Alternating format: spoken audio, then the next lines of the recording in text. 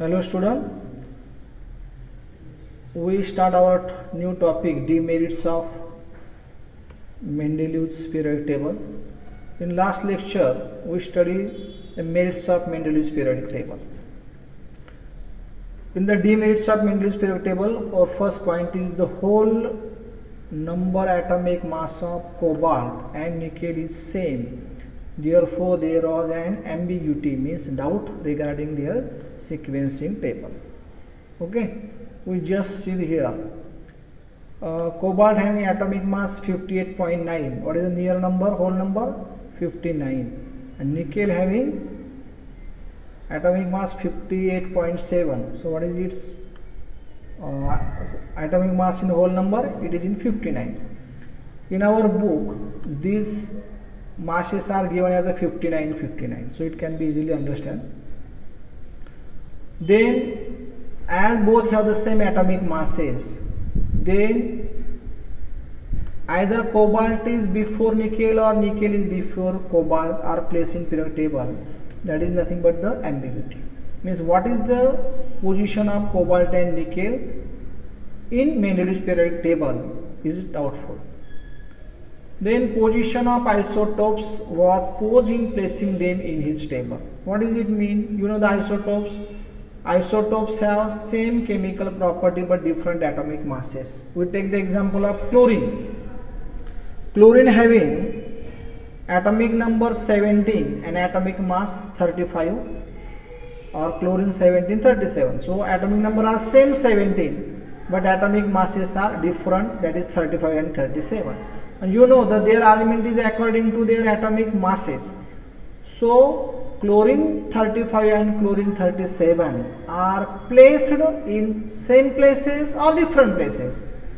It is doubtful, because as they are placed in the same places, it indicates that their atomic masses are same but actually they are different, and they are placed in a different places, it indicates that these are the different elements. म्हणजे आता बघा क्लोरीनचे दोन isotope आहे, chlorine 35 आणि chlorine 37. जर आपण त्यांना atomic masses प्रमाणे जर मेंडलीवच्या टेबलमध्ये टाकलं तर ते दोन एलिमेंट वेगवेगळे दिसले, एक क्लोरीन 35 वाला आणि एक क्लोरीन 37 वाला.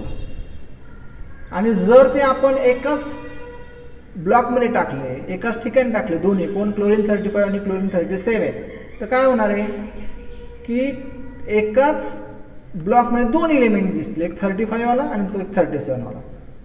आणि देअरफॉर आयसोटोपची जी पोझिशन आहे ती आयसोटोपची पोझिशन ही पिरियड टेबलमध्ये फिक्स करता आली नाही, की जी पुढे मॉडर्न पिरियड टेबलमध्ये क्लिअर झाली. पुढे आहे as element are arrange by increasing atomic masses they rise not uniform, it was not possible to predict how many elements could be discover between two heavy elements.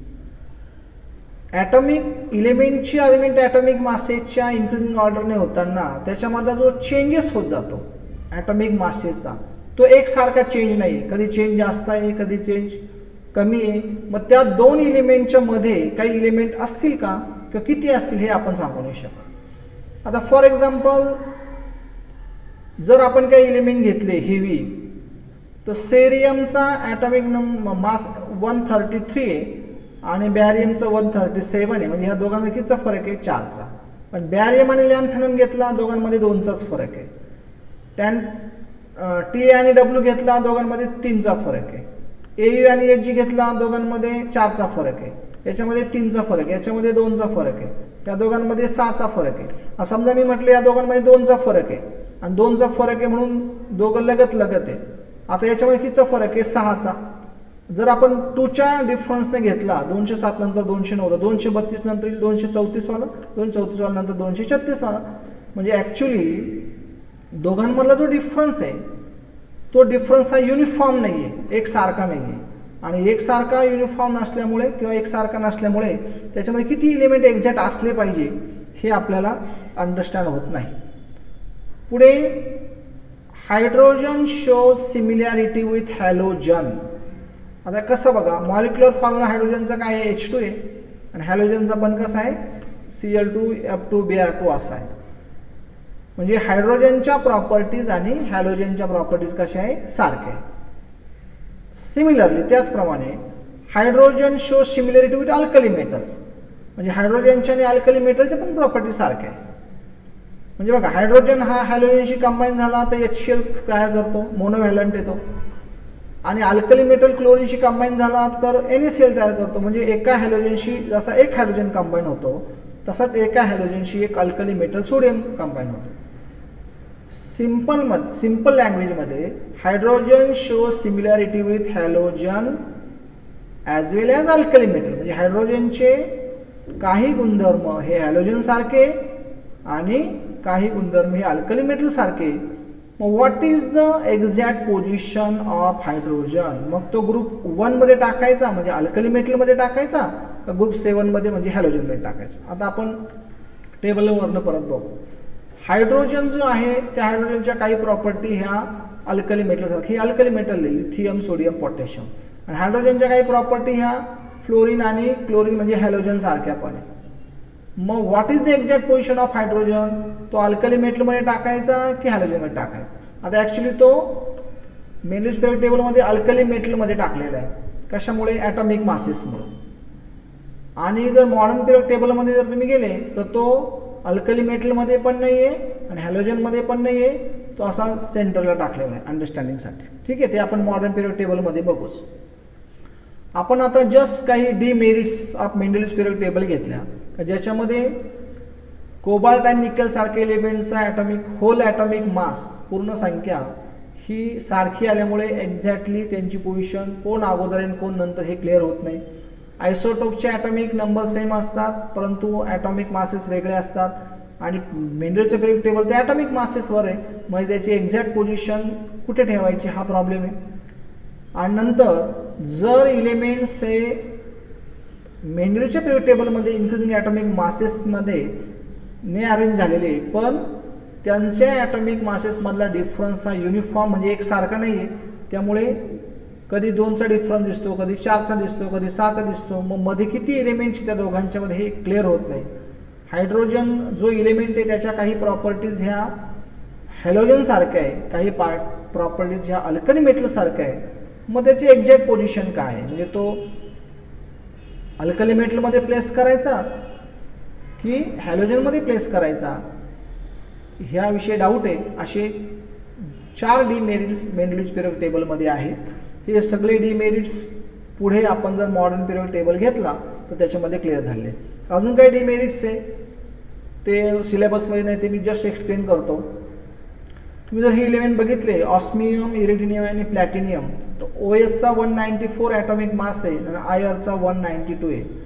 याचा मीन OS हा नंतर पाहिजे होता आणि IR हा अगोदर पाहिजे होता, बरोबर आहे, कारण ॲटॉमिक मासेसनुसार IR अगोदर आणि OS नंतर.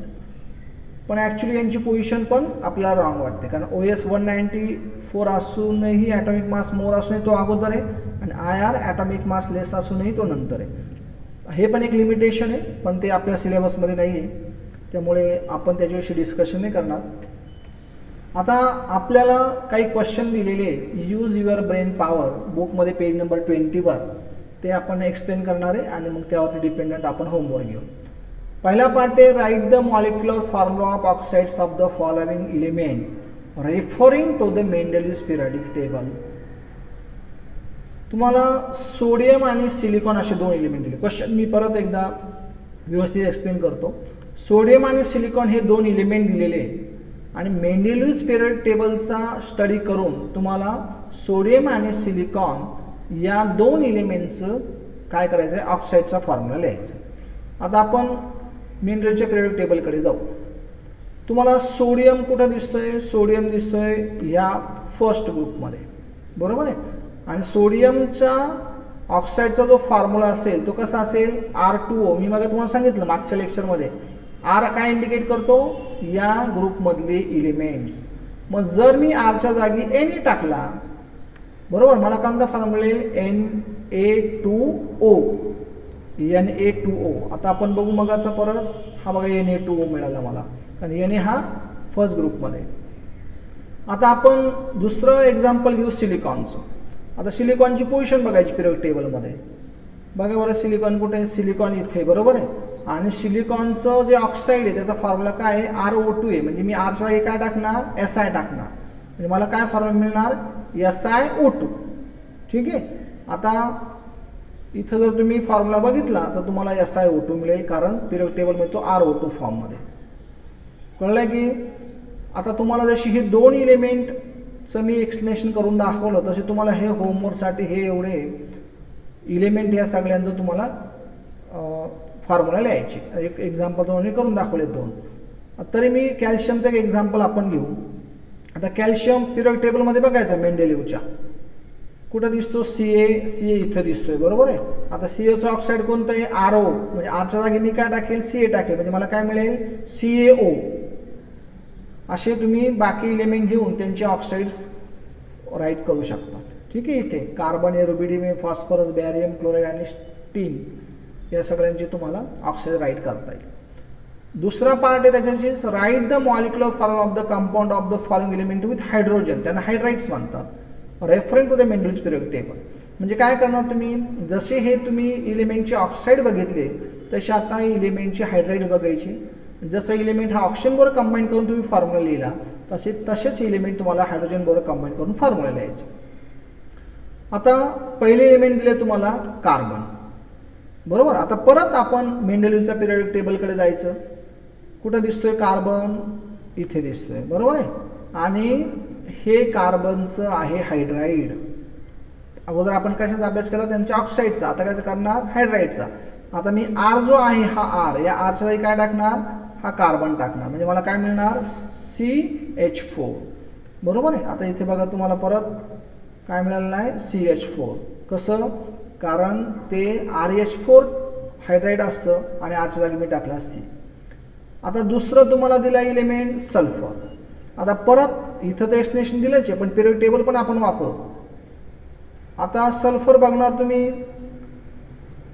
सल्फर इथं आहे, बरोबर आहे.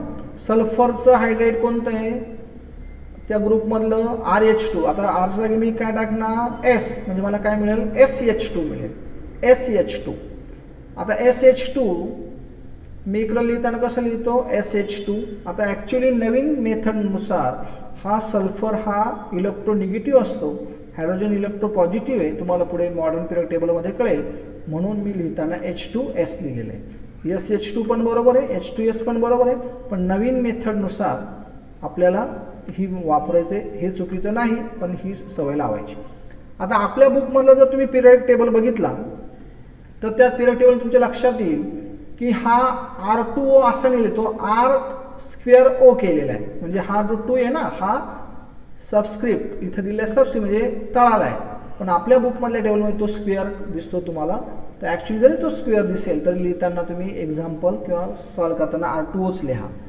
हे जर तुम्ही बघितलं तर R2O R वरती दिसेल, हा 3 पण वरती दिसेल तुम्हाला बुकमध्ये. हां, सेम ह्या सगळ्यांच्या ओल्ड मेथडमध्ये पूर्वी हे वरती लिहायचे, ज्याला आपण सुपरस्क्रिप्टला म्हणतो. नवीन मेथडमध्ये ते सबस्क्रिप्टला घेतात, त्यामुळे ती एक प्रिकॉशन घ्यायची. आता आपण मेंडेलिव्ह पिरियड टेबलमध्ये हे दोन होमवर्कसाठी मी तुम्हाला दिलेले, एक ऑक्साईड आणि काय हायड्राइड्स, हे आपण नेक्स्ट लेक्चरला रिपिटेशन करून घेऊ किंवा तुम्ही मोबाईलवरती पाठवले सॉल्व करून तरी चालते.